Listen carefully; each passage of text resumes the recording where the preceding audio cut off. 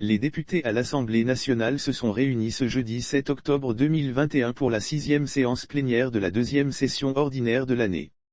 À leur agenda, 2 projets de loi.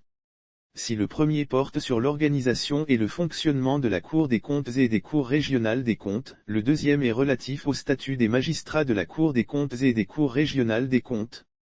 Les travaux de cette séance plénière ont été présidés par Yavad Jijebodi Segan, présidente de l'Assemblée nationale, en présence du commissaire du gouvernement, Christian Trimua, ministre des Droits de l'Homme, de la Formation à la Citoyenneté, des Relations avec les institutions de la République, porte-parole du gouvernement.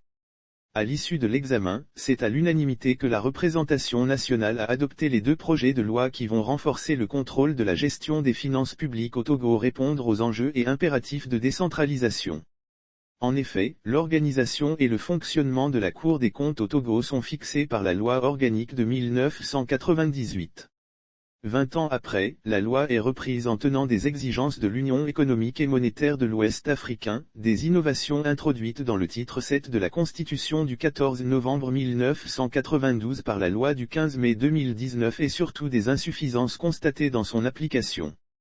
Elle prévoit l'extension des attributions de la Cour en y ajoutant l'évaluation des politiques publiques, l'émission des avis sur les rapports annuels de performance, le contrôle des visas des contrôleurs financiers et le contrôle de la gestion des responsables de programmes entre autres.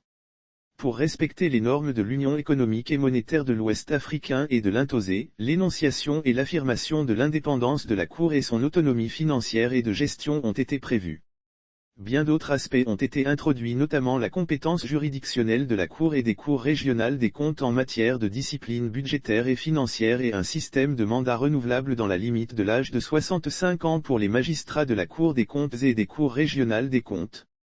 Le ministre des Droits de l'Homme, de la Formation à la Citoyenneté, des Relations avec les institutions de la République, porte-parole du gouvernement, Christian Trimua, a salué le vote de ces 2 projets de loi qui sont en phase avec la réforme de la gestion des finances publiques entreprises depuis 2008 au Togo. En adoptant aujourd'hui ces 2 lois organiques, vous dotez la Cour des comptes et les cours régionales des comptes de leurs instruments juridiques de travail, d'une part, et permettez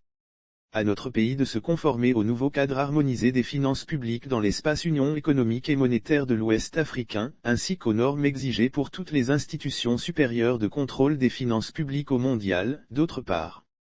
Le statut des magistrats de la Cour des comptes est fixé par la loi organique du 15 avril 2009 au Togo. La loi organique portant statut des magistrats de la Cour des comptes des cours régionales de comptes quant à elle, la remplace, tout en consacrant un système de mandat, prévoit également une évaluation annuelle des magistrats.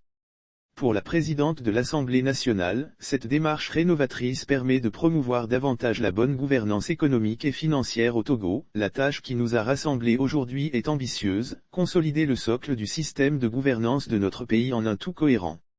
De même, elle répond à la nouvelle architecture institutionnelle introduite par la révision constitutionnelle de 2019 en ses articles 107 et 111 l'alinéa 2. Pour cette raison, je voudrais saluer la démarche rénovatrice du gouvernement, d'adapter notre législation de comptabilité publique aux exigences d'un Togo intégralement décentralisé. Cette démarche s'inscrit dans la volonté du président de la République, son Excellence Monsieur Faure Sozin-Magnasimbe, de s'assurer du bon emploi des crédits, fonds et valeurs gérés par les services de l'État.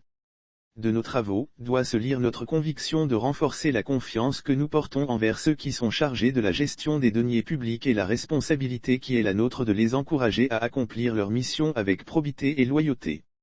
D'autres dispositions ont été également prévues afin de permettre à la Cour de faire face à ces nouvelles attributions et pallier les insuffisances. Elles concernent le déplafonnement de l'effectif total des magistrats et son relèvement, l'obligation pour la Cour d'auditer annuellement ses propres comptes et de faire évaluer périodiquement ses performances par ses pairs ou par la Cour des comptes de l'Union économique et monétaire de l'Ouest africain et la consécration d'une disposition au cas des exceptions d'inconstitutionnalité entre autres.